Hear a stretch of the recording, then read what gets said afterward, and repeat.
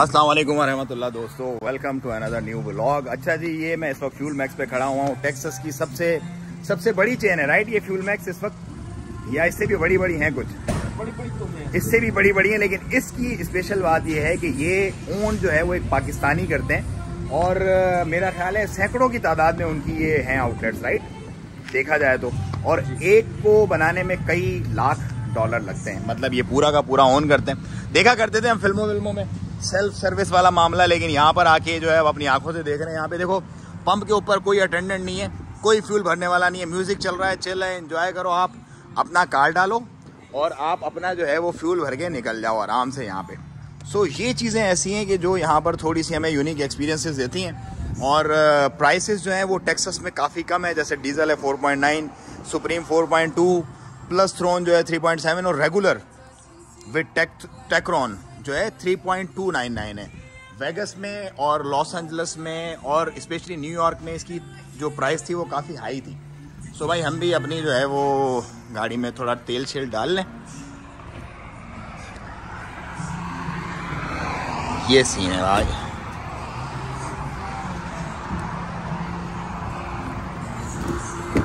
अस्सलाम वालेकुम रहमतुल्लाह जी, कैसे हैं आप? ठीक है, खैरियत? आज भाई हम कहाँ जा रहे हैं? कोई सरप्राइज वाली जगह आप बता रहे हैं हमें? आज मैं आपको लेके जा रहा हूँ जहाँ पे मछली का शिकार होता है। क्या है कि अमेरिका में लोग जो है ना मछली के शिकार को स्पोर्ट्स समझते हैं। स्पोर्ट्स है and they love to do it. Okay, जैसे अपने वहाँ हंटिंग वगैरह होती है, अच्छा। यहाँ पे ऐसे मछली के टूर्नामेंट्स भी लगते हैं। ओके, उनका जो प्राइजेस होता है वो मिलियंस ऑफ डॉलर्स में होता है। अच्छा, बिल्कुल। सो भाई आज हम फिश हंटिंग पे जा रहे हैं। और अच्छा, ये जो मेरे साथ मेरे दोस्त अजीज और भाई है ना, मतलब he got lot of knowledge about US. मतलब मैं कल से जब से बैठा हूँ ना इनके साथ, इतनी इन्फॉर्मेशन मुझे पिछले 7-8 दिनों में नहीं मिली जितनी पिछले कुछ घंटों में मिल गई, क्योंकि इनको सारी इच्ची बिच्ची सब कुछ पता है, क्या मामला है, क्या कैसे है। और ये इट्स ऑल बिकॉज कई कितने साल हो गए आपको यहाँ पे? मुझे तकरीबन, मैं यहाँ पे आया था 22-23 साल की उम्र में, अभी मेरी एज है 40 साल। Oh, so he got like 19 years of experience being national of USA. और अल्हम्दुलिल्लाह ये यहाँ पे अपने मार्ट्स और अपने जो स्टोर्स वगैरह हैं वो ओन करते हैं काफ़ी सारे, और अपना अच्छा बिजनेस है, स्टेबल है अल्हम्दुलिल्लाह। सो ये अभी हम कौन से इलाके में हैं और हम कहाँ से निकल के जाएंगे और क्या सीन है? टेक्सास का देहाती इलाका है। इस शहर का नाम है डेवर्स। इसकी जो पॉपुलेशन है वो तकरीबन है अराउंड 1500 पीपल। 1500 पीपल, हाँ जी। और यहाँ पर ये तो इतने बड़े बड़े टावर लगाए हुए इन्होंने, ये चेक करो। सो यहाँ पे जो प्लानिंग वगैरह है टाउन की, वो किस तरह से करते हैं? मतलब क्या तरतीब होती है? यहाँ से मतलब जब भी ये कोई भी टाउन प्लान करते हैं तो मतलब एक नक्शा बनाते हैं, ठीक है, जिसके सेंटर को ये लोग बोलते हैं डाउनटाउन। डाउनटाउन का हमने नाम तो बहुत सुना है, लेकिन डाउनटाउन उसमें है क्या? सही। वो जो पहला नक्शा बनाते हैं किसी भी शहर के लिए, उसकी जो मरकज होता है वो डाउनटाउन कहते हैं। और उससे में मतलब ऐसा हो गया कि आपको कोर्ट्स हमेशा वहीं पे मिलेगी। सारी कोर्ट्स जो होती हैं, सारी कोर्ट्स जो पुरानी कोर्ट्स होती हैं, उसके बाद अगर नई बनानी हुई तो डेफिनेटली वो दूसरे एरिया में बनती है। जैसे आप न्यूयॉर्क में जाएंगे, न्यूयॉर्क की जो ओल्डेस्ट कोर्ट है वो आपको डाउनटाउन में मिलेगी। सही। ह्यूस्टन में जाएंगे, जो ओल्डेस्ट ह्यूस्टन की कोर्ट है डाउनटाउन में मिलेगी। जो भी मतलब गवर्नमेंट का सिस्टम होता है वो उधर ही मिलेगा ना, वो आपको उधर ही मिलेगा। अच्छा, उसके अलावा यहाँ पर जो एक मतलब जस्टिस सिस्टम, जैसे कल आप बता रहे थे कि जजेस को भी यहाँ पे इलेक्ट किया जाता है, और मैंने आज कुछ बोर्ड्स भी देखे लगे हुए कि री इलेक्ट दिस जज। तो ये क्या है, जुडिशियल सिस्टम कैसा है यहाँ पे? यहाँ पे उसमें जुडिशियल सिस्टम ये होता है कि अपने वहाँ जज अपॉइंट होते हैं, लेकिन अमेरिका में ऐसा नहीं है। अमेरिका में जो चीफ जस्टिस वगैरह को छोड़ के बाकी जो छोटे जजेस होते हैं, हर गांव का अपना जज होता है। सही है। और उनकी इलेक्शंस होती है। अच्छा। सिटी का अपना जज होता है, उनकी इलेक्शंस होती है। उनको लोग वोट देकर इलेक्ट करते हैं। लेकिन ऐसा नहीं है कि कोई भी लोग बंदा आके खड़ा हो गया जज के लिए, नहीं। अच्छा। उसकी क्वालिफिकेशंस भी होती है। उसको मतलब लॉयर का तजर्बा होना चाहिए, उसके पास लॉ की डिग्री होनी चाहिए, ताकि उस बंदे को पता रहे कि वो क्या कर रहा है। सही, मतलब क्वालिफिकेशन पूरी होनी चाहिए, लेकिन उसके बाद जो इलेक्शन होगा वो लोग चूज करेंगे कि who would be their next जज। बिल्कुल सही।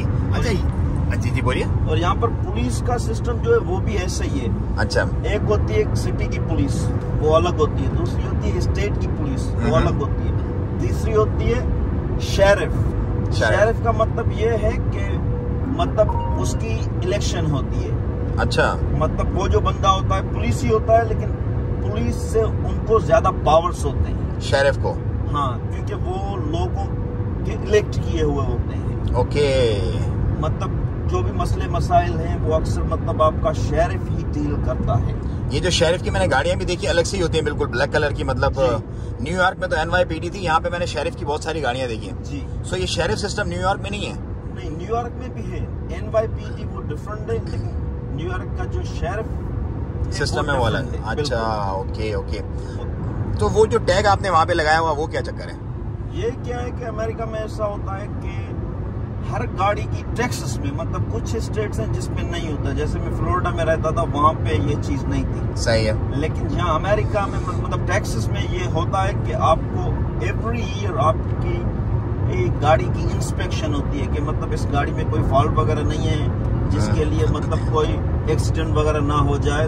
तो हर साल गाड़ी की इंस्पेक्शन होती है। पहले वो इंस्पेक्टर आपकी गाड़ी को पास करेगा, बाद में जो है आप जाएंगे टैक्स कलेक्टर्स की ऑफिस में, फिर वो आपको ये टैग इशू करते हैं, फिर ये आपको गाड़ी पे लगाना होता है। इसके बगैर आप गाड़ी नहीं चला सकते, वरना आपको फाइन पड़ जाएगा। ये वाला फाइन पड़ जाएगा और आपको जेल भी हो सकती है। अच्छा। अगर बार बार वायोलेशन हुई तो। सो टिकट देंगे, फर्स्ट टाइम में वार्निंग देंगे, टिकट देंगे, देन जेल। हाँ, और यहाँ पे टिकट का ऐसा सिस्टम है कि अगर आपको टिकट मिली है और आपने टिकट नहीं पिलाई, हाँ? आपका ऑटोमेटिकली वारंट इशू हो जाएगा। और अगर पुलिस वाला आपको स्टॉप करता है तो पुलिस वाले के हाथ में नहीं है कि आपको छोड़ दे, जैसे पाकिस्तान में होता है जज जाओ, कोई मसला नहीं है, जज आपको बेल देगा। हाँ, they have to arrest you. Okay, and they have to present in front of जज। बिल्कुल, क्योंकि पुलिस वालों पे भी यहाँ पे ना एक कैमरा यहाँ पे लगी होती है, हाँ। 2-3 कैमरा गाड़ियों पे लगी होती है। ओके। उस कैमरा का पुलिस वाले का उस पर कोई कंट्रोल नहीं होता है। अच्छा, जी। तो क्योंकि इससे ये फायदा है कि मतलब पुलिस वाला भी अकाउंटेबल होता है। सही है। वो कोई इनजस्टिस तो नहीं कर रहा। जैसे आजकल आपने बहुत देखे, बहुत सारे लोग जो थे वो मतलब मर्डर हो गए पुलिस के हाथों। सही। फिर वो कैमरा फुटेज जो है वो पुलिस वालों के खिलाफ ही यूज हुई और उनको सजाएं भी आई है। सही है, सही है। तो मतलब स्टेट जो है अपने जो बाशिंदे हैं, अपने जो शहरी हैं, उनसे माँ जैसा सलूक करती है और हर बंदे को उसकी आज़ादी और अब उसके जो राइट्स हैं वो दिलवाती है। तो यहाँ पर जो नॉर्मल जो थर्ड वर्ल्ड कंट्रीज होते हैं उनकी तरह का मामला नहीं है कि जिसके हाथ में पावर है उसने मार दिया, पीट दिया, बस कोई मसला ही नहीं है। नहीं। So state is having justice for everybody. और मैं आपको एक इंटरेस्टिंग चीज बताता हूँ। अभी जिस एरिया में हम जा रहे हैं वो तकरीबन उस शहर की पॉपुलेशन है मेरे ख्याल में कोई 100,000 से ऊपर, और यहाँ पे 100,000 से ऊपर मतलब वो एक बड़ा शहर है। अच्छा। जो जहाँ उसकी जो शेरिफ थी वो शेरिफ होते हुए भी जेल में थी। अच्छा। क्योंकि उसने कुछ वायोलेशंस की थी, जो टैक्स डोनेशन थी जो उसको मिली थी उसकी पार्टी को इलेक्शन लड़ने के लिए, उसने मिसयूज किया था। अच्छा। तो head of the sheriff department, और वो भी जेल में था। यहाँ पे मतलब लॉ है भाई, लॉ फॉर एवरीबॉडी है यहाँ पे। अच्छा, मुझे एक चीज बताइए जो कल आपने बताई थी, ये जैसे गाड़ी जा रही है फायर ब्रिगेड की, ये फायर ब्रिगेड की नहीं है। ये कौन सी गाड़ी है? इसमें ये एनिमल वगैरह लेके जाते हैं, घोड़े वगैरह। ये अच्छा, ये फायर ब्रिगेड जैसी लग रही थी मुझे। I think so. कल में हाँ ये वही आगे चलेंगे तो पता पड़ेगा ये। अच्छा भाई, यहाँ पे एक बड़ा अच्छा रूल है जो मुझे कल बताया लाइक भाई ने। अच्छा, ये तो बाकी वही गाड़ी है, तो कारवान है भाई, सिंपल कारवान है। एनिमल वाला ये। हाँ, ये एनिमल वाला। अच्छा, घोड़े जा रहे हैं इसके अंदर भाई, मैं समझा ये वो वाली गाड़ी है। इसमें ये तो एनिमल भी है और इसमें रहने की जगह भी है। अच्छा, दोनों। अच्छा भाई, यहाँ पे रूल ये है कि अगर पुलिस की और एम्बुलेंस और क्या, हाँ मतलब अगर पुलिस की गाड़ी है, एम्बुलेंस है और फायर ब्रिगेड है, हाँ, वो इमरजेंसी लाइट्स ऑन करके आ रही हैं, तो जो भी ट्रैफिक जा रही है 2 वेज पे, उसको स्टॉप हो जाना है। उसको स्टॉप होके उसको रास्ता देना है। अगर कोई भी रास्ता नहीं देगा, जो लोग बोलते हैं यार कि यहाँ के लोग मतलब रास्ता दे देते हैं, देखो ये कैसे अच्छे हैं, अच्छा होना अपनी बात पे, लेकिन ये लॉ है। अगर कोई रास्ता नहीं देगा तो उस पे कार्रवाई होती है। अच्छा, तो इसीलिए they have to do it. So मतलब टेक अ बाउ करना पड़ता है, जैसे हम क्वीन को करते हैं नॉर्मली, जैसे रुक के थोड़ा तहम्मुल से उसके बाद फिर ये इंसानियत है, क्योंकि मतलब जो हॉस्पिटल में बंदा जा रहा है, he must be first, like कहीं पे आग लगी हुई है या पुलिस वाला किसी इमरजेंसी कॉल पे कहाँ पे शूटिंग वगैरह हुई है तो वो जा रहे हैं, तो उसका मतलब you have to do it, like we have to give them first like priority to let they go.